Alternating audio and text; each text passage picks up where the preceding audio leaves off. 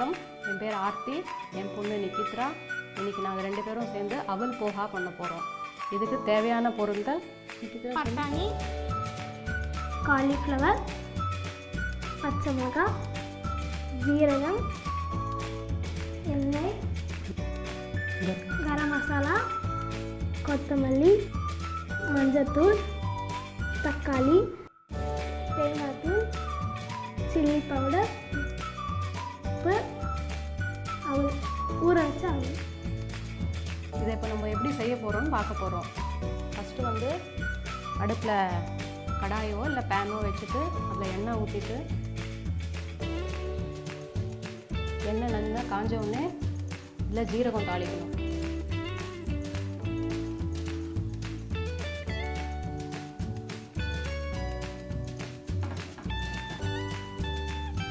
பச்சை மிளகா,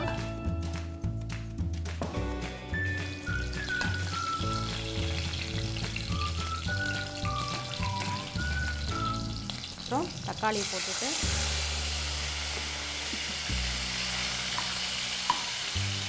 நெக்ஸ்ட் பட்டாணி போடணும்.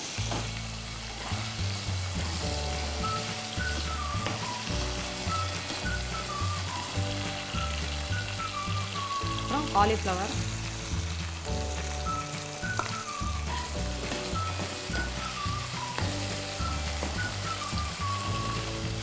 இதில் கொஞ்சோண்டு மஞ்சள் பொடி, கொஞ்சம் சால்ட்,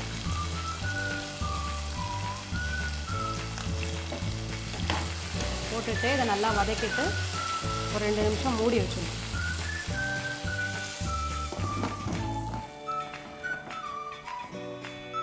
நிகித்ரா, அதில் நம்ம என்னெல்லாம் போட்டிருக்கோம்?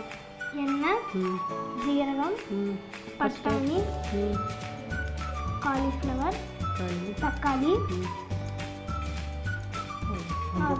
அப்புறம் மஞ்சள் பொடி, உப்பு.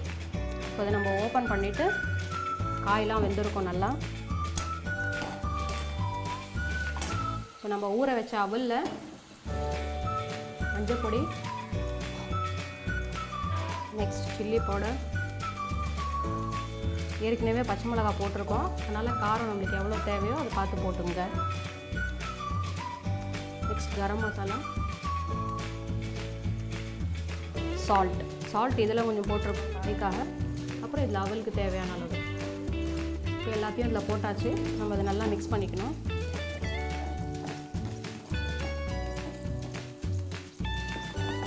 இப்போ அதை நல்லா மிக்ஸ் பண்ணியாச்சு. இதை வந்து வேக வச்ச காயில் இதை கொட்டிடணும்.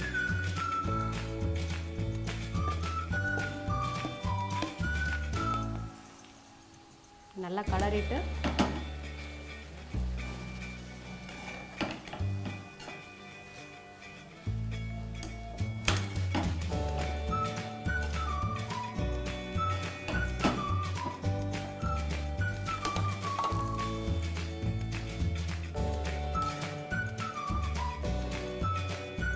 மறுபடியும் அதை ஒரு 5 நிமிஷத்துக்கு மூடி வச்சிடணும். அது வந்து ஆவியில் நல்லா அவல் வெந்துடும். ஒரு 5 நிமிஷம் இருந்தால் போகிறோம். ஆவியில் வெந்த உடனே ஓப்பன் பண்ணிவிட்டு நம்ம எடுத்து தட்டில்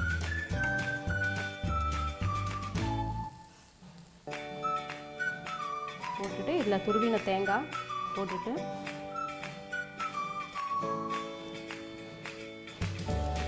கொத்தமல்லி,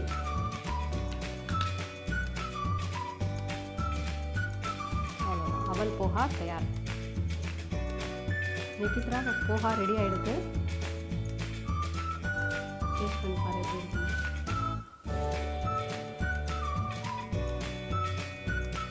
சூப்பராக இருக்குது.